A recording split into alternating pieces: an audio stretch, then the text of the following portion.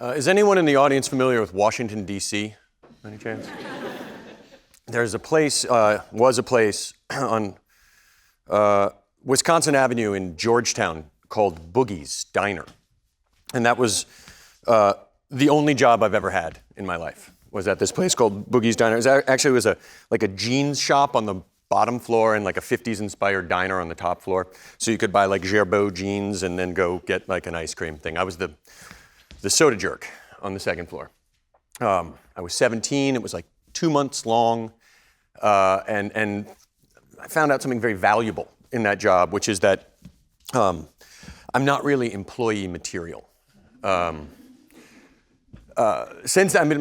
worked kind of my whole life. After that foray in the time card world, I've done, like when I was in high school, I would go down to clubs in DC and deliver a flyer for a show. And they were like, we didn't order a flyer for a show. And I'd be like, yeah, but I made one anyway, And then I would paint houses in college. And when I was in college, I studied illustration and animation and moved to New York 150,000 years ago and started working with a small production company doing commercial directing at a pretty young age. It was cool. It was like small ma and pa company. So I got behind the camera and was doing some directing, but at the same time I was working as a production assistant, which basically means driving a cube truck around Manhattan for a mayonnaise commercial. And things were going well with the commercial directing, and then when I was 27, I quit all of the ad world, creative, commercial services world, whatever, and became a carpenter, possibly to experiment with the worst career decision ever.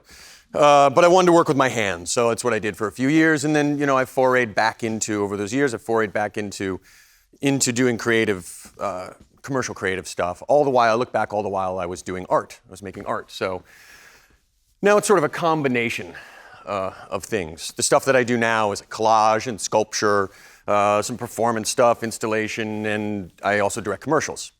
So I have a commercial practice and I have an art practice. And traditionally, these things are pitted against each other in the classic battle of art versus commerce. But I really think that instead of pitting them against each other, they can be mutually beneficial. I think that each practice can enhance the other and not create a muddied middle, but a stronger art practice and a stronger commercial practice. You create an ecosystem of like a free exchange of ideas between the two practices. And I have a theory about what that exchange is. I call it the Robin Hood theory. We all know who Robin Hood is.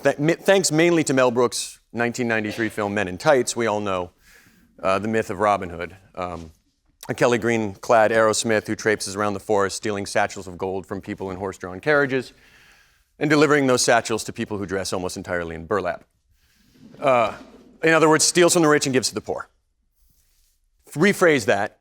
Take from a place that's plentiful and give to a place that's lacking. I have sort of a system that I try to apply to take that concept and apply it to the two practices, to the commercial and the art. So, first of all, there's something very obvious. I'll go back to Robin Hood. We'll hang out with Mel Brooks a little longer. The very first thing, so I'll talk quickly about what commercial can give to the art practice. The commercial practice can give to the art practice. There's a big obvious one right off the bat, which is money. Because I make more money directing a commercial than I do making an installation or doing an art show. So you can take the money you make from your commercial endeavor, apply it to your art practice. But there's more, it can be a better ecosystem that's not an ecosystem, that's a thing. It can be more than that, more than just mere self-patronage. So there are a couple other things I think that are really important that the commercial practice can give to the art practice. So this is from a Ford commercial that I directed recently. What's going on here is we're pulling 8-foot-tall stars.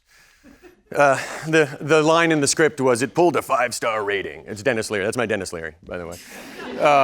So the script was, it pulled a 5-star rating. So I was like, okay, we'll build 5 8-foot-tall stars and pull them. And they were like, okay. And I was like, well, this is too easy. But that scope, so okay, these 5 stars, they are the size of my entire studio. So there's a scope that commercial offers you. And this is like the most important lesson anyone's ever said to me in one sentence. Think about not what you can do, but what can be done.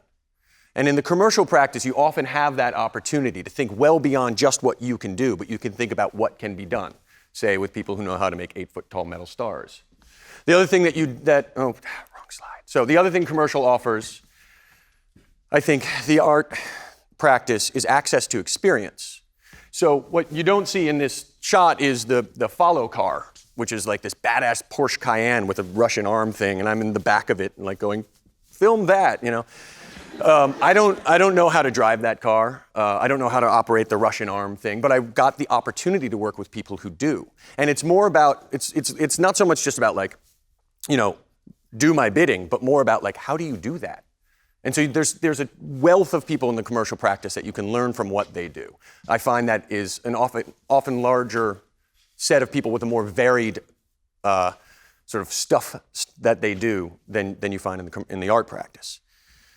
But the art practice has kind of an obligation, I think, to give back to the commercial practice. If you're going to take all this good stuff from the commercial practice, apply it to art, what can the art practice apply to the commercial practice? So the first thing I think that the art practice can apply to the commercial practice is failure. It's spelled wrong, that's the joke. In art, we try stuff. And in the commercial world, you do stuff. And the delineation is pretty important. You're not paid to try, really. But how can you know what to do unless you try and fail? And that's where the art practice comes in. You try, you fail, and then you learn how to mitigate that failure. I mean, in art, you're supposed to try, succeed, break the shit out of that, and keep going, right? But in commercial, they stop right before the breaking part. And that's what I really think the art practice can offer the opportunity to fail and discover from that failure to the commercial practice. The other thing it can offer is a visual style. The way that you make stuff look, give that to the commercial practice. And that's like, oh, wait a minute, that's, you know, but I think it's a terrible idea to give away your art ideas. But if you give away your art, the way your art looks, to me that makes perfect sense. We're in the postmodern era now. We're in the crisis of meaning. The crisis of representation is watercolors and Cape Cod, which I have nothing against, but if your art is only about what it looks like, it probably isn't art. So maybe you should sell that and have a steak dinner. Communication is the other thing I think the art practice can give to the commercial practice. Art is very difficult. It's kind of designed to be so. The agenda with art is you think of the most important thing in your life and you give that a form. That's a pretty difficult agenda. It should be a difficult agenda, to take some sort of existential quandary and give it a form that relates to an audience. And I think that if you can do that, you can write the copy for a granola commercial. So all of this begs a very salient question, my free exchange, my open border policy between what each practice, the art practice and the commercial practice have to offer. And it asks the question, am I a sellout? I really don't care, because I have a new criteria. I think that the idea of labeling something as art or commercial, there are places and ways that that's very important as sort of an organizing tool function. But the criteria I have when something comes across my desk, and when I mean comes across my desk, it's like 4 apple boxes with sawdust and 9 coffee cups. And you know, when an idea comes across my desk, I ask, could this be awesome? That's the new criteria. Could this be awesome? So last spring, the World Wildlife Foundation, working with Pentagram, sent a request across my desk inviting 15 artists from around the world to make something out of upcycled material. Take an everyday object and turn it into something new, piece of art, product, whatever. And so I said, could this be awesome? 32 years ago, when I stepped on a skateboard for the first time, I had no idea it would change my life forever. Just a quick note, this guy right here, his name is Sven, and he's German, or his mom was German, and so when we'd go skateboarding, and his mom's name was Helga, I mean, it was like perfect, right? And so when we'd be skateboarding outside and it would be time to come in, she'd open the door and she'd go, Sven, time to come in, Sven. I was like, why did you name your kid something you can't pronounce? And I don't know. So Sven and I used to skateboard around. And so a couple years ago, when my eldest daughter, Frida, wanted a skateboard for her birthday, I was naturally elated. Hi, Frida. And so we were in Southern California, and we went to this skate shop called McGill's. For any skaters in the room, it's run by Mike McGill. Yeah, okay, thank you. I was looking at like a national board, like a well-known brand board, something that she could cruise on and enjoy. And this kid at the skate shop was like, dude, check these out. And these are boards made by this tiny little company called Sanford Shapes in Leucadia, California. And I picked up the little card on the little piece of paper tied to the truck that said, what this was. And their tagline is a combination of art, woodworking, and skateboarding. And I was like, I'm a combination of art, woodworking, and skateboarding. So I bought Frida the board. And do you like it? There you go. It's great. They ride as lovely as they look. So I really wanted to meet these people. So I went on the internet and I found the Empire of Sanford Shapes. And I called and I was like, I would like to come see your operation. And so my best friend Hunter, Frida, and I went over to the headquarters of Sanford Shapes. And it's a dude's garage. And that dude is a guy named Don Sanford, who is a successful home builder, but has this passion for making skateboards. So he's got a beautiful setup where he makes these stunningly beautiful boards. And we started a friendship. All right, so fast forward to last spring, back to the Pentagram and WWF thing. So World Wildlife Fund and Pentagram have teamed together to make this charity called Do the Green Thing. They hosted an event for Earth Hour. That's the thing when they invited the 15 artists to use a piece of upcycled material to make a piece of art or anything. And I mean, I could throw a dart in my studio and hit something that is that. So, and then I could have humble bragged on Instagram and been like, so honored to be part of the, But I thought, let me apply. Let me take this brief more seriously. So I thought very much not about what I could do, but what could be done. And I rephrased that question in this way: what do I give a shit about, and can that be made out of trash? Immediately I called Don and was like, Don, can we make skateboards out of trash? I met you 6 months ago. Remember me? Can we make skateboards out of trash? And so he started thinking about it, and it was we're both investigating materials on job sites that we're on or wherever we are. And at a certain point, Don looked at a bucket, and he was like, as he tells, he was like, I saw the circumference was 12 times that by pi. I'm like, all right. But what he did is he cut the top and bottom off, splayed it, opened it up, and that's the bottom for a board. So we used the trash materials like old wood, turn those into veneers, compress them, and then put a bucket on the bottom, and we have the bucket board. So it worked. And we made these 3 boards, and we sent them to Pentagram, London for the big opening show, the WWF Earth Hour thing. But we were thinking, both Don and I were like, I think this could be awesome-er. So I took some money I made on a Budweiser commercial, and I flew out to California with Frida and with my assistant Pete, and we made a little film and fully embraced the ethic of failure. I had no idea what I was going to do when I got there. Actually in the film, I'm on it because I was like, oh, and I hit record and ran around and talked to him. No plans on this. But it went really well. A successful little film that describes what this project is. And then the weirdest thing, though, that what really happened when I was there with Don, at some point, we both realized that we had independently come to this conclusion that we needed to give these skateboards away. That we needed to make these boards and give them to kids who otherwise wouldn't have had a skateboard in their lives. There's at least one person who skateboards here, but other than that, the thing about skateboarding is that it is a vastly transformative experience. Maybe not for everyone. For me, it was massively important. I don't know if I make collage because I skateboarded, or if I skateboarded because I was always a collage artist. But what skateboarding did for me was it enabled me to reassign meaning to everything I saw. At a certain point in my life, a curb stopped being a curb, and it became an opportunity for me to try something, to fail, to do a trick on, or Mrs. Stein's car next door, perhaps. And she loves Cape Cod. So the thing is, all this stuff I'm saying, this transformative and empowering, self-expression, all these things I learned from skateboarding, they don't actually mean anything to a kid.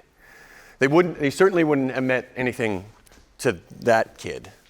They would have been long words.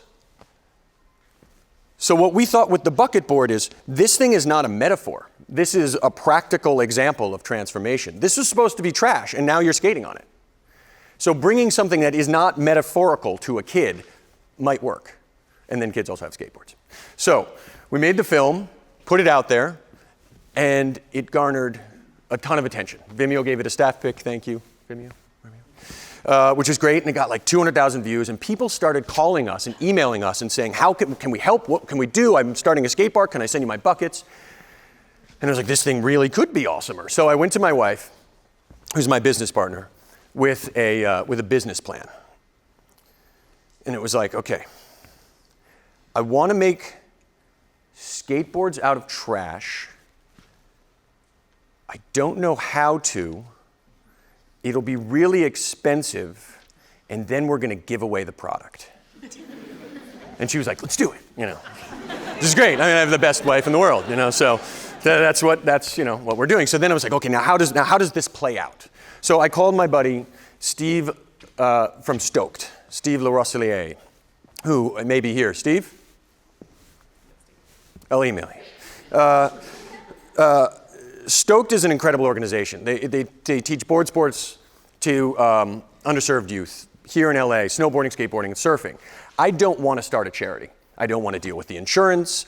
I love my children deeply, but I don't want to deal with more of them, you know, so necessarily. So, but Steve does. He's got these networks. So I was like, Steve, if I make you skateboards, will you give them to the kids within Stoked? And he was like, rad. So then I called Don. I was like, Don, can we make 40 boards like next week? And Don was like, rad. So I'm like, okay, this is going very well. And then I called my friend. I sort of threw out something out there, like, anybody know anybody in the skate world? And my friend Kate Westfall said, I know someone at Element. So I called Element, which is a big skate company. And I was like, can I have 40 sets of trucks, wheels, bearings, and hardware, and grip tape? And they were like, rad. So I was like, okay, this is going really well. So that's what we did. And then we gave the boards to kids. It worked. We gave 20 boards to kids in LA, 20 boards to kids in New York. And I really think that all of this happened because of the free trade system I've set up between the exchange of ideas between the art world and the commerce world, between my art practice and my commercial practice. Because I didn't think about whether the bucket board could be art. When the brief came across my desk, I didn't think about what do I need to do to make an art project? How do I commercialize this? How do I make this an art or commercial project? I thought about how do I make this an awesome project? And then the thing that happened that was like the bonus was that awesome wasn't an awesome for my portfolio. It wasn't an awesome for my reel. It was an awesome for somebody else. And that is work worth doing. Thank you.